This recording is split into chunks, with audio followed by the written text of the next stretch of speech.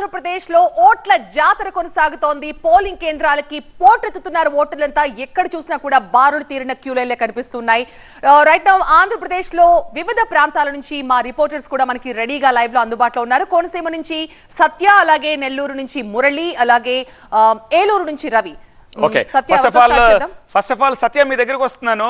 మీ వెనకాల బారులు తీరిన ఓటర్లు కనిపిస్తున్నారు. సో కోనసీమ ప్రాంతం మొత్తంగా ఎలా ఉంది మార్నింగ్ స్టార్ట్ అయినప్పటి నుంచి? అలాగే ఇప్పుడు 9:20 అవుతుంది కాబట్టి ఏదైనా రఫ్ అంచనా వస్తుందా పోలింగ్ పర్సంటేజ్ ఫస్ట్ 2 అవర్స్కి సంబంధించి?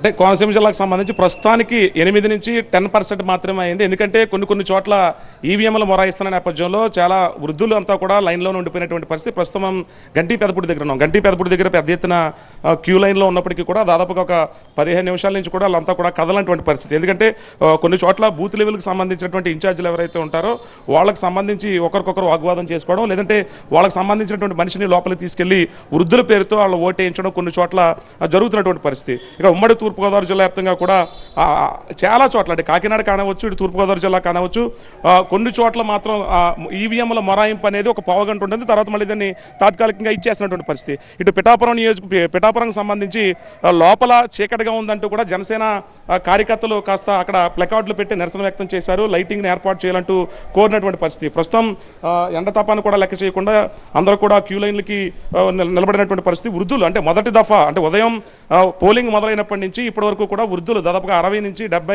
80 ఏళ్ల వృద్ధులు కూడా, మొదటి వృద్ధుడు 80 ఏళ్ల వృద్ధుడు రాజమండ్రిలో ఓటు హక్కును వినియోగించుకున్నాడు. మరోపక్క కొంతమంది నాయకులు కూడా ఒక్కొక్కరుగా ఓటు హక్కును వినియోగించుకుంటున్నారు. అయితే సిబ్బంది దగ్గర ఏదైతే ఓటింగ్కి స్లిప్ ఇచ్చేటప్పుడు కాస్త కొన్ని చోట్ల గందరగోళంగా ఉంది. అది ఏదైతే జగ్గంపేట నియోజకవర్గానికి సంబంధించి కొన్ని చోట్ల అయితే చింతూరు, ఏటపాకలో కూడా చాలా చోట్ల ఈవీఎంలు మొరాయించినట్లుగా తెలుస్తుంది. ప్రస్తుతం పర్సెంటేజ్ లెక్కను చూసుకుంటే కనుక తూర్పుగోదావరి జిల్లాలో అనపర్తిలో 8% ఓటింగ్ అయింది. ఇటు గోపాలపురానికి సంబంధించి 8%, కొవ్వూరు అలాగే రాజమండ్రి సిటీలో మాత్రం 8 నుంచి 9% ఓటింగ్ అయింది. రాజమండ్రి రూరల్కి సంబంధించి మొత్తం 9% ఓటింగ్ నమోదైంది. కోనసీమ జిల్లాలో కూడా 9 నుంచి 10% మాత్రమే ఇప్పటివరకు 9 గంటలకి, అంటే ఇప్పటివరకు బులెటిన్ కలెక్టర్ కార్యాలయం ఆర్ఓ నుంచి వచ్చినటువంటి తాజా సమాచారంతో 9 నుంచి 10% మాత్రమే ఓటింగ్ అయింది. ఇంకా సాయంత్రం 6 గంటల వరకు ఓటింగ్ ఉంది కాబట్టి సుదూర ప్రాంతాల నుంచి ఇంకా స్థానికంగా ఉన్నటువంటి అందరూ కూడా బస్సుల్లోని, ట్రైన్లోని ఇంకా వస్తూ ఉన్నారు. వాళ్ళంతా కూడా మధ్యాహ్నాన్ని చేరుకునే అవకాశం ఉంటుంది కాబట్టి ఎక్కడికెక్కడ పోలీస్ పహారా కాస్తున్నటువంటి పరిస్థితి. మొత్తం ఓవరాల్గా జిల్లా వ్యాప్తంగా కూడా ప్రస్తుతానికి నత్తనడకన మాత్రమే పోలింగ్ ప్రక్రియ ఇటు అంబేద్కర్ కోనసీమ జిల్లాతో పాటు కాకినాడ, తూర్పుగోదావరి జిల్లాలో కొనసాగుతున్న పరిస్థితి. ఇక్కడి నుంచి అంటే 10, 11 ప్రాంతానికి చాలా మంది సుదూర ప్రాంతాల్లో ఉద్యోగాలు చేసుకున్న వాళ్ళందరూ చేరుకుంటారు కాబట్టి ఇక పెరిగేటువంటి అవకాశం అయితే కనిపిస్తుంది.